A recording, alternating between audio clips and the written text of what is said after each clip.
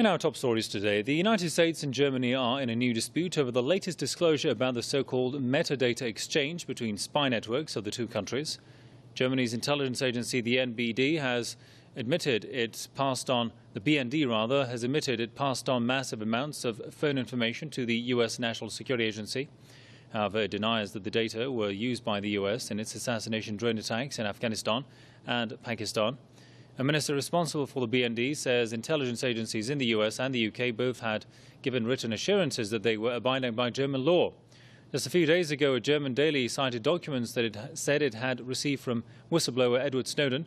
The report stated that the US could have used the German data for deadly targeted attacks, one of which resulted in the death of a German citizen in Pakistan in 2010. Many German officials are asking the country's intelligence agency for explanations. Let's put this into context now and talk to Dr. Webster Griffin Tarpley, investigative journalist from Washington. Welcome to the program. So, Dr. Tarpley, the German intelligence agency has been criticized for sending large quantities of mobile phone metadata to the NSA and the GCHQ in London. I mean, if correct, how legal is this? Well, there's every reason to conclude that this is illegal under current German law. Right? We're talking about the Federal Intelligence Agency in Pullach in Bavaria, the BND, and they are, of course, a very active partner of the National Security Agency here in the United States and of the GCHQ at Cheltenham in Great Britain. So they're all eagerly spying on their own populations. Now, if the illegality comes if the information is then sent to the U.S., to the Pentagon, or to the CIA, and is then used to carry out extrajudicial murders in other parts of the world, that is probably a crime then under German law. This is very embarrassing for the Federal Chancellor's office of Angela Merkel, because there's a nationwide election next month in September, and it comes in the middle of this campaign. Let me also point out that the BND, along with other European agencies, the BND and the French and some others, were hypocritically claiming to be shocked that the NSA was spying on them, whereas, of course, everybody knows that these European agencies have been partners with the U.S. going back decades, right? The NSA operates on a system of parties. The first party is the United States.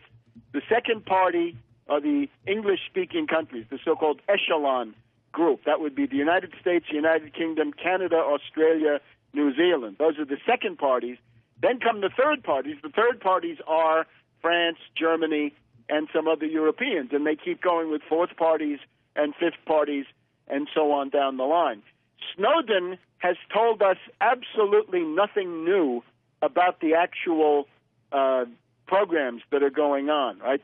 The Echelon program was known about in the late 1990s. It was the object of hearings. There was Trailblazer. The warrantless wiretaps were exposed by James Risen of the New York Times back in 2005. The only thing that Snowden has added are certain code names, the Tempora code name, the Prism code name, and the X keystroke code name. So we've learned a little bit more about the internal naming of these things, but the fact of their existence was known for many, many years. The Europeans knew all about it. Indeed. And, Doctor, I mean, with the current precedence and trend, if you will, that the United States has set for surveillance, I mean, then what lies ahead for the future of both intelligence services and the trust and confidence that the people should have in their intelligence apparatus? Well, the trust and confidence, I think, for many is long gone. So one could hope for a vigorous reform agenda, which would include bridling some of this stuff.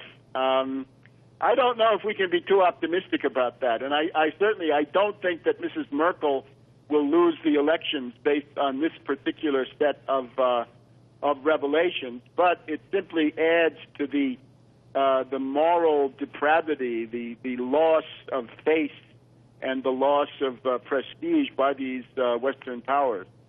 And of course, one question still remains in the mind of many people. I mean, with all this intelligence going on around the world, I mean, has the world become a safer place?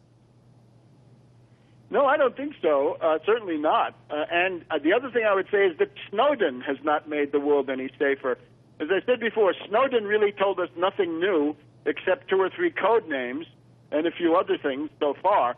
But he has succeeded in blowing up the Putin-Obama summit. There were some who thought that if Putin could get Obama in the same room, he'd be able to convince Obama, arm twist him, into pulling away from the death squads in Syria, the terrorist attack on the Assad government. But thanks to Snowden, that's not going to happen. It would have been very hard for the U.S. side to call off a summit with Putin over Syria.